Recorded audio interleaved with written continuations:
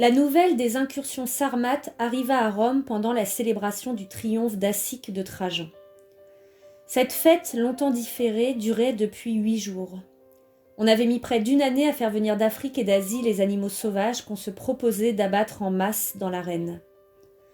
Le massacre de 12 000 bêtes fauves, l'égorgement méthodique de 10 000 gladiateurs, faisait de Rome un mauvais lieu de la mort.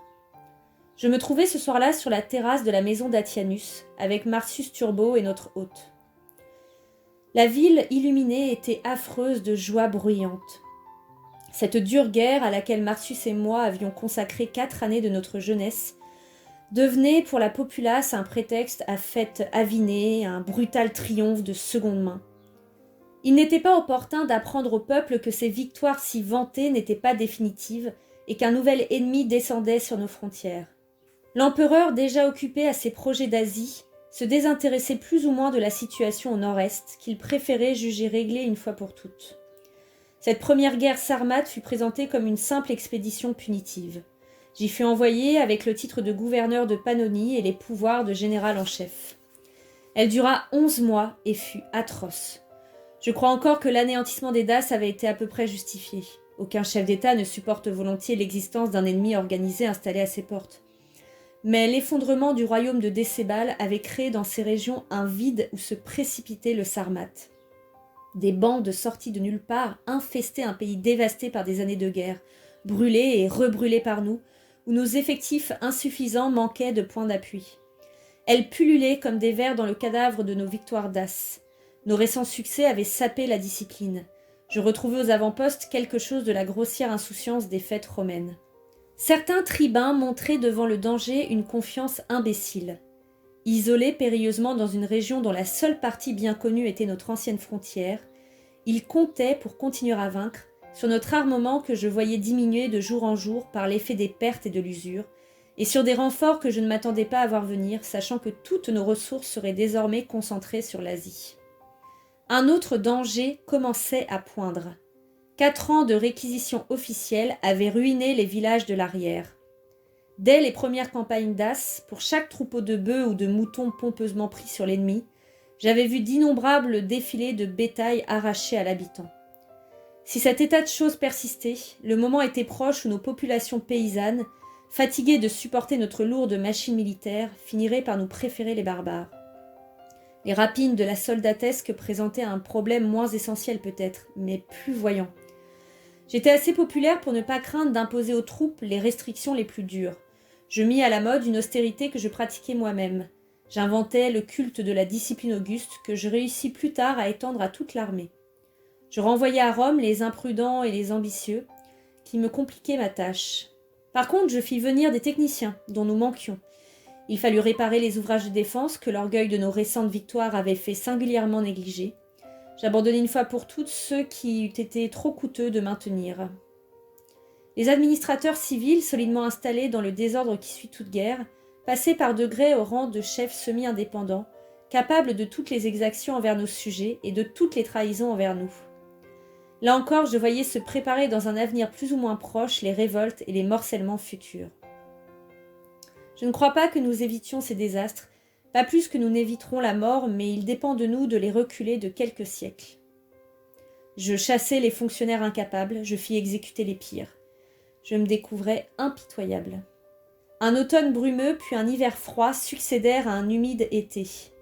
J'eus besoin de mes connaissances en médecine et d'abord pour me soigner moi-même. Cette vie aux frontières me ramenait peu à peu au niveau du Sarmate. La barbe courte du philosophe grec devenait celle du chef barbare.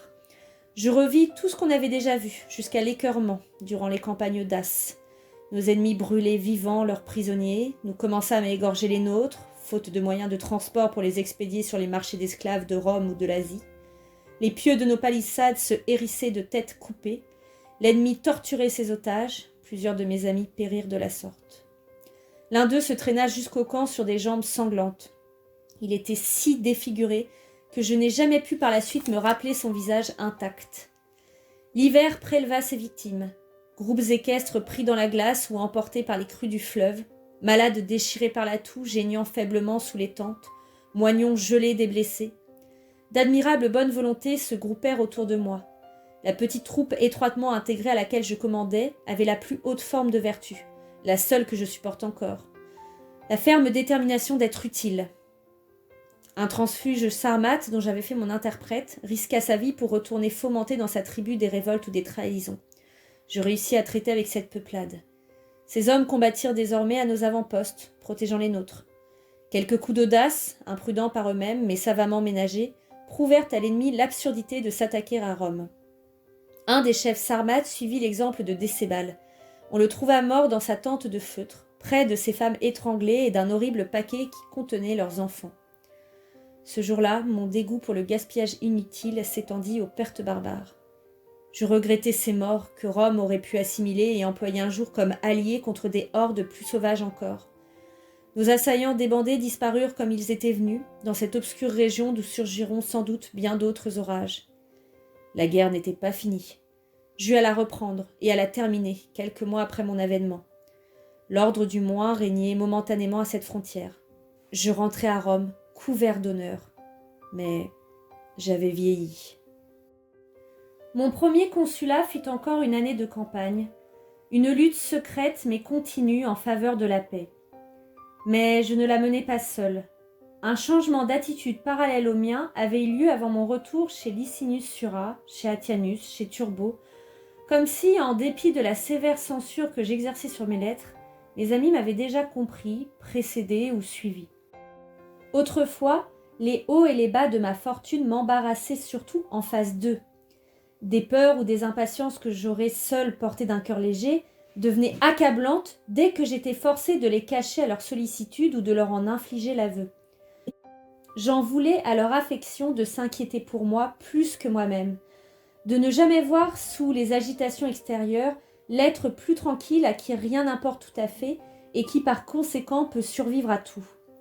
Mais le temps manquait désormais pour m'intéresser à moi-même, comme aussi pour m'en désintéresser. Ma personne s'effaçait précisément parce que mon point de vue commençait à compter. Mon poste aux frontières m'avait montré une phase de la victoire qui ne figure pas sur la colonne Trajane. Mon retour à l'administration civile me permit d'accumuler contre le parti militaire un dossier plus décisif encore que toutes les preuves amassées aux armées. Les cadres des légions et la garde prétorienne tout entière sont exclusivement formés d'éléments italiens. Ces guerres lointaines drainaient les réserves d'un pays déjà pauvre en hommes. Ceux qui ne mouraient pas étaient aussi perdus que les autres pour la patrie proprement dite, puisqu'on les établissait de force sur les terres nouvellement conquises. Même en province, le système de recrutement causa vers cette époque des émeutes sérieuses. Un voyage en Espagne, entrepris un peu plus tard pour surveiller l'exploitation des mines de cuivre de ma famille, m'attesta le désordre introduit par la guerre dans toutes les branches de l'économie. J'achevais de me convaincre du bien fondé des protestations des hommes d'affaires que je fréquentais à Rome. Je n'avais pas la naïveté de croire qu'il dépendrait toujours de nous d'éviter toutes les guerres, mais je ne les voulais que défensives. Je rêvais d'une armée exercée à maintenir l'ordre sur des frontières, rectifiées s'il le fallait, mais des frontières sûres. Tout accroissement nouveau du vaste organisme impérial me semblait une excroissance maladive, un cancer ou l'œdème d'une hydropésie dont nous finirions par mourir. Aucune de ces vues n'aurait pu être présentée à l'empereur. Il était arrivé à ce moment de la vie, variable pour tout homme, où l'être humain s'abandonne à son démon ou à son génie, suit une loi mystérieuse qui lui ordonne de se détruire ou de se dépasser. Dans l'ensemble, l'œuvre de son principat avait été admirable, mais ses travaux de la paix auxquels ses meilleurs conseillers l'avaient ingénieusement incliné, ses grands projets des architectes et des légistes du règne, avaient toujours moins compté pour lui qu'une seule victoire. Une folie de dépenses s'était emparée de cet homme si noblement parcimonieux quand il s'agissait de ses besoins personnels. L'or barbare repêché sous le lit du Danube, les 500 000 lingots du roi Décébal avaient suffi à défrayer les largesses faites au peuple. Les donations militaires dont j'avais eu ma part, le luxe insensé des jeux, les mises de fonds initiales des grandes aventures d'Asie. Ces richesses malfaisantes faisaient illusion sur le véritable état des finances. Ceux qui venaient de la guerre s'en retournaient à la guerre. Licinius Sura mourut sur ces entrefaites. C'était le plus libéral des conseillers privés de l'empereur. Sa mort fut pour nous une bataille perdue. Il avait toujours fait preuve envers moi d'une sollicitude paternelle. Depuis quelques années, les faibles forces que lui laissait la maladie ne lui permettaient pas les longs travaux de l'ambition personnelle. Elles lui suffirent toujours pour servir un homme dont les vues lui paraissaient saines. La conquête de l'Arabie avait été entreprise contre ses conseils. Lui seul, s'il avait vécu, aurait pu éviter à l'État les fatigues et les dépenses gigantesques de la campagne parthe. Cet homme, rongé par la fièvre, employait ses heures d'insomnie à discuter avec moi des plans qui l'épuisaient, mais dont la réussite lui importait plus que quelques bribes supplémentaires d'existence. J'ai vécu à son chevet d'avance et dans le dernier détail de l'administration, certaines des futures phases de mon règne. Les critiques de ce mourant épargnaient l'empereur, mais il sentait qu'il emportait avec lui ce qui restait de sagesse au régime. S'il avait vécu 2 ou 3 années de plus, certains cheminements tortueux qui marquèrent mon accession au pouvoir m'eussent peut-être été évités. Il eût réussi à persuader l'empereur de m'adopter plus tôt et à ciel ouvert. Mais les dernières paroles de cet homme d'État qui me léguait sa tâche ont été l'une de mes investitures impériales. Si le groupe de mes partisans augmentait, celui de mes ennemis faisait de même. Le plus dangereux de mes adversaires était Lusius Quietus, romain métissé d'arabe, dont les escadrons numides avaient joué un rôle important dans la seconde campagne d'As et qui poussait sauvagement à la guerre d'Asie. Je détestais tout du personnage, son luxe barbare, l'envolée prétentieuse de ses voiles blancs ceints d'une corde d'or, ses yeux arrogants et faux, son incroyable cruauté à l'égard des vaincus et des soumis. Ces chefs du parti militaire se décimaient en luttes intestines, mais ceux qui restaient s'en affermissaient d'autant plus dans le pouvoir, et je n'en étais que plus exposé aux méfiances de Palma ou à la haine de Celsus. Ma propre position, par bonheur, était presque inexpugnable. Le gouvernement civil reposait de plus en plus sur moi, depuis que l'empereur vaquait exclusivement à ses projets de guerre. Mes amis, qui seuls eussent pu me supplanter par leurs aptitudes ou leur connaissance des affaires, mettaient une modestie très noble à me préférer à eux. Neratius Priscus, en qui l'empereur avait foi, se cantonnait chaque jour plus délibérément dans sa spécialité légale. Atianus organisait sa vie en vue de me servir, et j'avais la prudente approbation de Plotine. 1 an avant la guerre, je fus promu au poste de gouverneur de Syrie, auquel s'ajouta plus tard celui de légat aux armées. Chargé de contrôler et d'organiser nos bases, je devenais l'un des leviers de commande d'une entreprise que je jugeais insensée. J'hésitai quelque temps, puis j'acceptai. Refuser, c'était se fermer les avenues du pouvoir à un moment où plus que jamais le pouvoir m'importait. C'était aussi s'enlever la seule chance de jouer le rôle de modérateur. Durant ces quelques années qui précédèrent la grande crise, j'avais pris une décision qui me fit à jamais considérer comme frivole par mes ennemis, et qui était en partie calculée pour le faire, et pour parer ainsi à toute attaque. J'étais allé passer quelques mois en Grèce. La politique, en apparence du moins, n'eut aucune part dans ce voyage. Ce fut une excursion de plaisir et d'études. J'en rapportai quelques coupes gravées et des livres que je partageais avec Plotine. J'y reçus de tous mes honneurs officiels celui que j'ai accepté avec la joie la plus pure. Je fus nommé archonte d'Athènes. Je m'accordai quelques mois de travaux et de délices faciles, de promenades au printemps sur des collines semées d'anémones, de contact amical avec le marbre nu. À Chéronée, où j'étais allé m'attendrir sur les antiques couples d'amis du bataillon sacré, je fus 2 jours l'hôte de Plutarque. J'avais eu mon bataillon sacré bien à moi, mais comme il m'arrive souvent, ma vie m'émouvait moins que l'histoire. J'eus des chasses en Arcadie, je priai à Delphes. À Sparte, au bord de l'Eurotas, des bergers m'enseignèrent un air de flûte très ancien, étrange chant d'oiseaux. Près de Mégare, il y eut une noce paysanne qui dura toute la nuit. Mes compagnons et moi, nous osâmes nous mêler aux danses, ce que nous eussent interdit les lourdes mœurs de Rome. Les traces de nos crimes restaient partout visibles. Les murs de Corinthe ruinés par Mummius et les places laissées vides au fond des sanctuaires par le rapt de statues organisées au cours du scandaleux voyage de Néron. La Grèce appauvrie continuait dans une atmosphère de grâce pensive, de subtilité claire, de volupté sage. Rien n'avait changé depuis l'époque où les lèvres du rhéteur Isée avaient respiré pour la première fois cette odeur de miel chaud, de sel et de résine. Rien en somme n'avait changé depuis des siècles. Le sable des palestres était toujours aussi blond qu'autrefois. Phidias et Socrate ne les fréquentaient plus, mais les jeunes hommes qui s'y exerçaient ressemblaient encore aux délicieux Charmides. Il me semblait parfois que l'esprit grec n'avait pas poussé jusqu'à leurs extrêmes conclusions les prémices de son propre génie.